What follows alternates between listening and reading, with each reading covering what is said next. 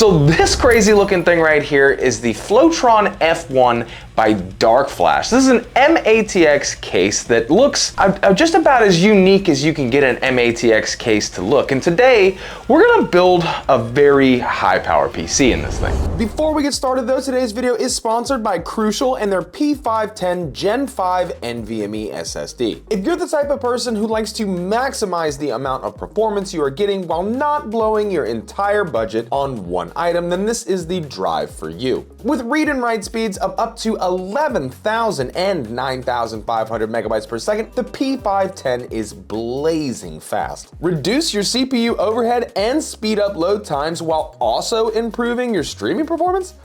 Yes please. With its broad Gen 5 capabilities, you're able to utilize this drive easily in either a laptop or a desktop. And the second best part of this SSD is its power efficient design, which allows this SSD to run cooler. Because we all know how hot Gen 5 SSDs can get. And oh yeah, the best part, it's Gen 5 speeds at a Gen 4 price tag. Make sure you check the link below and grab yours for your next build. Now, back to the video. Right when I start to think that I have built in the strangest case, somebody one-ups it. It's like, I'd have never thought about putting an MATX case on like a pedestal and lifting it up to make it taller. It's not something that I would have ever thought of, but somebody did, and that somebody is Darkflash. So as far as the dimensions go for this case, it is 17.4 inches long, 9.5 inches wide, and 17.2 inches tall. It can support up to 9 fans. You can put 3 fans down here at the bottom, 3 fans up top, 1 in the back, and then 2 in the rear here. You do get 3 sets of dust filters, 1 for the top, 1 for the bottom, and 1 for the back. Now, if you look at the back of this case, it is fully open, 100% mesh, and it's got a huge dust filter over it so that you can get a lot of airflow through this case. Now this case is toolless. All we do have is a couple thumb screws right here so that you can easily remove your top panel, and then all the rest of the panels, just all you gotta do is grab them and they easily are pulled off. I mean, it's pretty standard stuff these days when it comes to the majority of, decent cases. I mean, you can find cheap cases that still have, screws for everything, but for the most part, this is what you're finding. Oh, and we can't forget the tiny little shelf here, so you have a place to store your chapstick or like mini dinosaur figurines. Now, like 2 weeks ago, I put together a PC using like as much Gamdius product as I could. It was just an idea that I had to see, what kind of PC could be built with as much Gamdius items as humanly possible. And those 2 PCs that I was able to put together looked really great. And I kind of wanted to do the same thing for the Darkflash Floatron here. I know that Darkflash makes an AIO, they make a power supply, they make a bunch of different fans, so I wanted to purchase all that kind of stuff to see, we're using a Darkflash case, what would an entire Darkflash PC look like? Now, if we're gonna build a high power PC inside of this thing, I'm gonna need some hardware, so give me a second. I'm gonna go grab a few things so that we can start putting this PC together. All right, just like any other build, we need to start with the motherboard, the CPU, the RAM, and the SSD. And for today's build, I've picked up some pretty high power stuff. We've got a B850 plus Wi-Fi. It's an MATX motherboard, tough gaming. I love this board. I think that it's going to look fantastic inside of here. To be completely honest, I don't use enough Asus TUF brand stuff. I like TUF more than I like the ROG stuff. I feel like ROG products are just completely overpriced, and I would rather stick with the TUF brand items. So this is the board we will be using for today. It's gonna have a really high power CPU inside of it, so I figured this was the right board to use. Now, there was one issue that I did run into, and I'm gonna cover that in just a bit when we get this thing assembled and we put it inside of this case. And like I just said, we are going to be putting a very high power CPU inside of here, so let me introduce you to today's CPU, the 9950 X3D. It's just a mediocre CPU, real budget friendly little CPU, just enough to get the job done, not overkill or anything like that. To be completely honest, I love the 9950 X3D. I think that it'd be really hard for somebody to say, you know what, I don't want that. If someone was gonna give you this and then they also had like a Ryzen 7 7700X next to it, you'd be like, no, I don't want the 9950 X3D. I want the 7700X. Psh, count me out for all that extra performance. Pow! Something fun about that pop when this thing just shoots right off. For our RAM, I went with pretty much the only RAM you could get at a decent value right now. RAM prices are through the roof. It's unbelievable. You're still able to get the Corsair Vengeance DDR5 RAM for almost $200. It's still way overpriced, but that's about as good as you're gonna get. Everything else is like 230 to 250, and don't even get me started on 64 gigs right now. You can't get 64 gigs for under like $380. It's unreal, just so dumb. But we got 32 gigs of DDR5 memory right here. That's 6,400 megatransfers per second. It's plenty of RAM speed for this build. Bam. Got it. You know what I need? I need a mount so that I can get a second camera and like mount it here so that like you can watch this as I talk to you. You know what? That's the next investment, man. That's it. Now, obviously, for today's build, we are going to be going with today's sponsor, the Crucial P510. I can't say enough good things about this SSD. It's fast, it's reliable, and for a Gen 5 NVMe, it doesn't get that hot, which is really, really important to me. All right, let's get this thing installed down in here. Put this back on. I just screwed down half of this and realized that I didn't pull the plastic peel off of the cover here. It doesn't matter how many PCs you've put together, you will still make the dumb mistake. All right, the fastening part 2. Voila.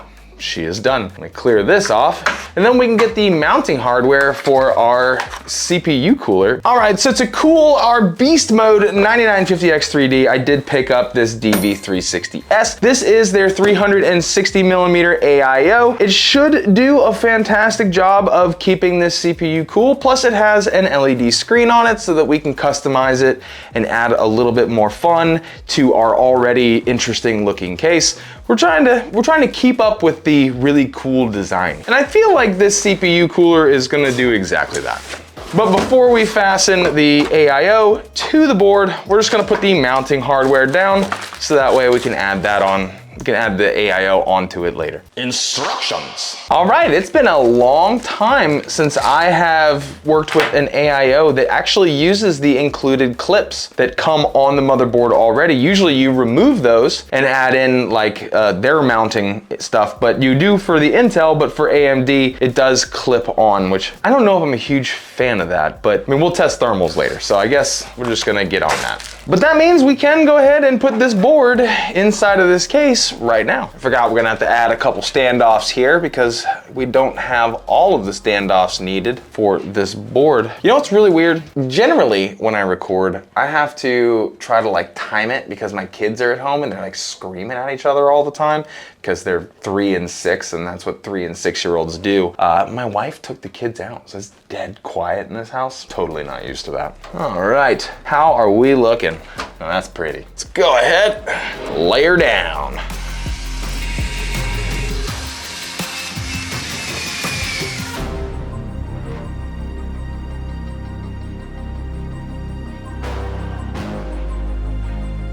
I gotta say, I think that with the big like fat heatsink on this tough gaming motherboard, I think it matches like the design aspect of this case. It's just real bold, and I think it pairs really, really well. Is it weird that I think of computers like artwork? Is that strange? But I do. I feel like when we put together these builds, it's more like works of art than it is like my gaming PC. Now, before I go ahead and get anything else put inside of here, like the AIO or anything like that, what we are gonna do is we're gonna install the power supply today first. Because this is a fully modular power supply, I want to go ahead and get the CPU power plugged in and then routed through the back before I put in the AIO, which is gonna cover that spacing up. And then I'm not gonna have a lot of room to work in, and it's gonna be like next to impossible to get those plugs in. So for today, we're gonna be using this 1050 watt power supply by Darkflash. Now, I've never used this power supply before. It says it's 80 plus gold certified. I did not check the tier list that all of you guys love so much,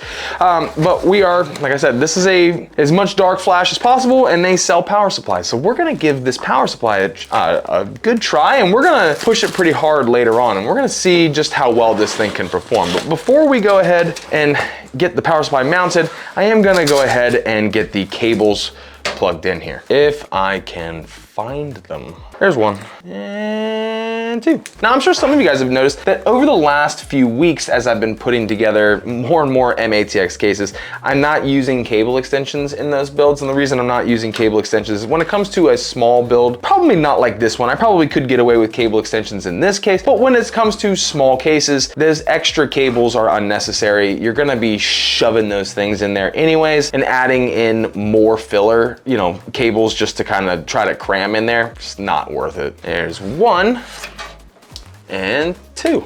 Very nice. I also don't have like a how to build a PC guide on my channel. I always felt like there was so many of those already that it was like unnecessary that I make one, but somebody said that I should do one. What do you think? Let me know in the comment section down below. Should I do like a step-by-step full how to build a gaming PC guide? Let me know. All right, so now we need to go ahead and get our AIO prepped and ready to go. And I say prepped because we're going to be removing the fans on the AIO that come with the AIO because we have different fans that we're going to be attaching for this build. So here is our AIO, and here are the fans we're gonna be using. So these are Darkflash's INF34 fans. Behave kind of like a uni fan where you can connect them all and turn them into like one unit, and then you just have all 3 fans that are connected, or 4 fans. I assume that you could probably connect up to 4 fans. You have all those fans running off of one individual cable, which reduces a lot of that clutter, because I don't know if you've ever built a PC that has like 9 RGB fans, and each one of those fans has 2 different, you know, fan wires, one for PWM with a splitter, and then another ARGB wire with a splitter. You can load up on wires in these PCs real fast, making cable management unbelievably difficult. So this is going to cut down on a little bit of that cable management time. Plus, these are infinity fans that have a very, very cool ARGB design. I think they're gonna look really, really interesting inside of this already really interesting build. I think it's just gonna look really nice. So let's go ahead and get these fans off of this AIO so that we can add these on. Now, I do have 2 packs of reversed fans here and then 1 regular exhaust fan. I think the configuration that I'm going to be using is going to be all 3 exhaust on the AIO, and then I'm gonna be running 2 intake on these back walls for the reversed fans, so they're bringing air in, and then 1 intake on the back here, so it's bringing air in through the back, and then everything is being exhausted out top. Now, you may notice that I do have 9 fans here, and this case does fit a total of 9 fans. Unfortunately, we're not gonna be able to fit all 9 fans in here, and I'm gonna tell you why. This motherboard right here is the Asus Tough board, and when you use this board right here, it is going to skip that first PCIe slot cover here, and it's gonna go to this second and third, and sometimes the fourth if you're running a triple slot card, which we are going to be running a triple slot card, a big old fat graphics card for today's build. So when you do that, unfortunately, there's not enough clearance to run 3 bottom fans here, which is a bummer because I really wanted to see what it would look like with all the fans. Now, I did think about switching to the Gigabyte Eagle board because on that Gigabyte Eagle board, it does not have an M.2 slot that goes underneath the CPU. It's just PCIe slot. So that does use the first slot cover, second, and then the third if you're running a triple slot card. But I've used that board like 3 times in the past month, and I don't want to keep using the same hardware, so I switched it for the Tough board, which is going to make it so we don't have those bottom fans. Bummer, but I think it's still really gonna look good. Well, let's go ahead and get these off so that I can get those on. Well, these things are definitely cool looking. All right, so in order for these to lock in, they do give you these tiny little nubbin things, and I guess you just take them and put them inside of these little holes and then turn them. And once you turn them, that like locks it in, I guess. Very interesting. Yeah, so there you go. They're locked in, and then you just go ahead and take it and slide them on. And then they're, actually that's pretty steadfast. That's pretty impressive because a lot of times with these Unifans, they like break off really easy. Not bad honestly. And once they're all connected, you just go ahead, take the cable that is included, you go ahead, plug that in, and then you have your PWM fan header and you have your ARGB header that is also a splitter so that you can connect multiples of them. All right, I think that's looking pretty sharp. I definitely think they look a little bit more flashy than the ones that were on there. Not saying that those weren't nice, but these seem to be nicer. Let's go ahead and get this mounted inside of the case so that we can mount the rest of these fans in here and really get a good look at how this thing's gonna look. So I just realized something and it's kind of irritating me. Apparently apparently inside of the like infinity mirror, they have the Darkflash logo on each and every single one of these. And if you're looking at it right now, the way that it is, they're all upside down. And that's ridiculous. I think that was a terrible idea. Hopefully, I'm gonna take these fans off and then rotate it. Hopefully the other side has the logo facing the correct direction. I think that's ultra irritating. No, what? These logos would look correct if this was on the floor, exhausting downward through the bottom of the case. That's massively irritating. I mean, I don't have a choice because it has to be an exhaust, so they're all just gonna be upside down. I know that Darkflash is gonna watch this. Fix that, dude. Get your logo off of every one of those infinity mirrors. It feels narcissistic, honestly. All right, since we are doing a Darkflash build, we'll use Darkflash's thermal paste. We'll put a little bit of that down here. Put a little extra in the corners just because it's a 9950X3D. All right, we got that on. It's time to see if we can't clip it down. Honestly, it's kind of impressive to me that somebody's still using this mounting method. It just feels so flimsy. I don't know if you see the faces that I'm making, but my confidence is shaking. Now I did take off the cover here. Now this is just like a, this will light up right here, and then this is just a plate that has the Darkflash logo. It's probably upside down too. But because this is the one with the screen, they do give you a magnetic screen, and this will plug into your USB header on your motherboard so that you can get your displays. You'll download Darkflash's software, and then it'll be on your display here. I'm trying to stay optimistic with this AIO, but I know that the 9950X3D can get pretty hot. Hopefully this thing can keep up. All right, so we gotta move on before my blood pressure just like pops through the roof. We're gonna go ahead and we're gonna add on our 3 additional fans here. Remember, we're gonna do intakes. We're gonna go intake here, and the 2 on the back wall will also be intake, and then we'll go ahead and grab our graphics card. Throw that in here. So for the last piece of the puzzle, we gotta throw our graphics card in here. And I said that we were using a big old fat boy. I was not kidding. We're gonna be using the Gigabyte 5080. This thing is massive, and I mean, honestly, I really wish I would have been able to put these bottom 3 fans in, but I'd much rather use this big old fat 16 gig card than have 3 fans on the bottom. We shouldn't have an issue with airflow and getting air into the graphics card. The whole bottom here is perforated and it's open to the outside right here. There's nothing blocking this, so it's just going to be able to get fresh air anyway. So we're not gonna have any temperature issues. The fan issue is more of an aesthetic thing that I like the colors, man. I just wanted to throw all the pretty lights in there. Yeah, she's thick, boys. All right, let's get some slot covers off here. All right, let's see how she looks in her new house. All right, boom. Look at that. Jeez. All right, now that everything's in, go ahead, I'll cable manage a little bit, and then we'll see how she looks. So I know I was a little harsh when I was putting this thing together, but man, she's not ugly. You guys wanna see it?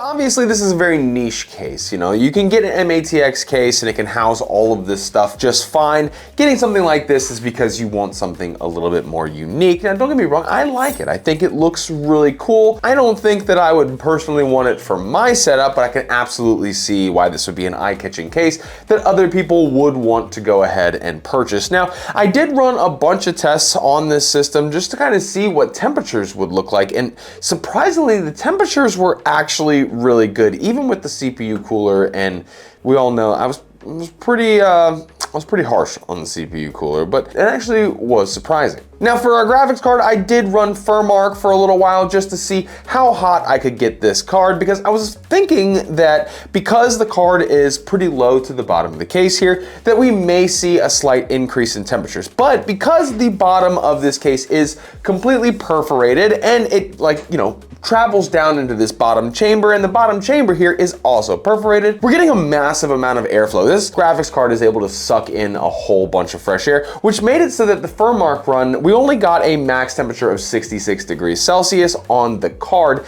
and that's in FurMark. I was getting really impressive GPU temps when in game. I played Arc Raiders, and in Arc Raiders, the GPU never went over 61 degrees Celsius, and in Battlefield 6, the GPU never went over 62 degrees Celsius. So we are definitely within a safe range to say overclock this card if you wanted to try and get more from the 5080 that is inside of this build, or any graphics card that you would choose to throw inside of here. Now, obviously, I was pretty critical about the CPU cooler here. I was worried about the pump head and how it mounts to the CPU cooler. It mounts just like you would mount like an AMD stock like Wraith cooler, you know, just clips on to the included mounting brackets on the motherboard. And I was worried because that doesn't really put a whole bunch of pressure on from the like pump to the CPU, creating like a small amount of give here. Now, I'm not too proud to admit when I was wrong, because